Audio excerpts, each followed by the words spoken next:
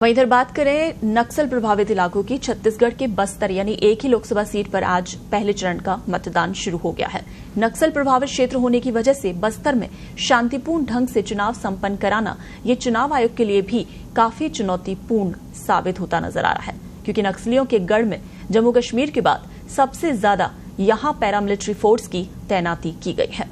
Paramilitary force के अलावा यहां तैनात छत्तीसगढ़ की स्पेशल फोर्स के कंधों पर इस चुनाव को शांतिपूर्ण ढंग से संपन्न कराने की जिम्मेदारी है। इस लोकसभा चुनाव में भी वायुसेना के 6 Mi-17 हेलीकॉप्टर, सैकड़ों की संख्या में वाहन और 60,000 की संख्या में जवानों की सुरक्षा के बीच बस्तर में चुनाव संपन्न कराया जा रहा है और इसे लेकर भी चुनाव आयोग ने सारी तैयारियां पूरी कर ली हैं। बस्तर लोकसभा क्षेत्र के 6 जिलों में आज चुनाव है, जिसमें बस्तर जिले के तीनों विधानसभा में सुबह 7 बजे से शाम को 5 बजे तक मतदान का समय रखा गया है। इसके अलावा कोंडागांव में भी सुबह 7 बजे से शाम को 5 बजे तक मतदान है। वहीं दंतेवाड़ा, सुकमा, बीजापुर और नारायणपुर जिले में सुबह 7 बजे से 3 बजे तक मतदान का समय रखा गया है।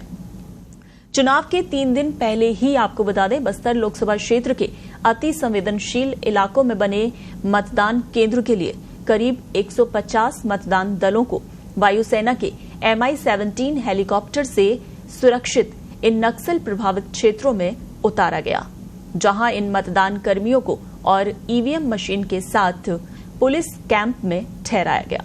तो कड़ी सुरक्षा के बीच एक मतदान कर्मी और ईवीएम मशीन को सुरक्षित रखा गया था।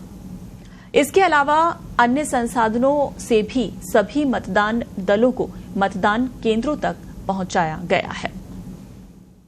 तो 60,000 जवानों की सुरक्षा में यहां बस्तर में वोटिंग हो रही है।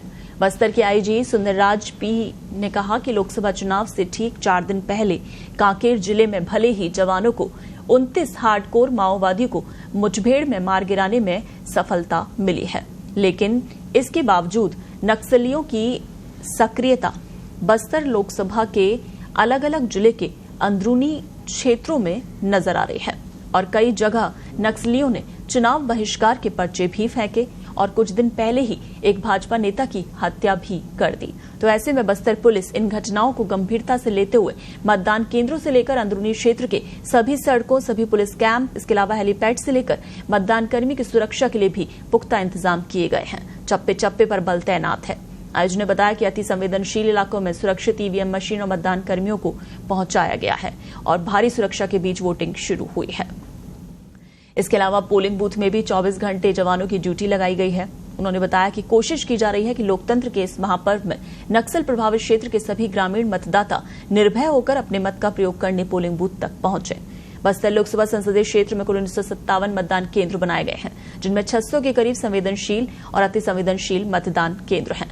इसके अलावा नक्सल प्रभावित करीब 400 और राजनीतिक संवेदनशील 220 मतदान केंद्र।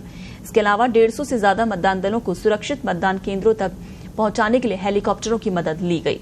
कुल 234 मतदान केंद्रों को सुरक्षित स्थानों पर शिफ्ट किया गया।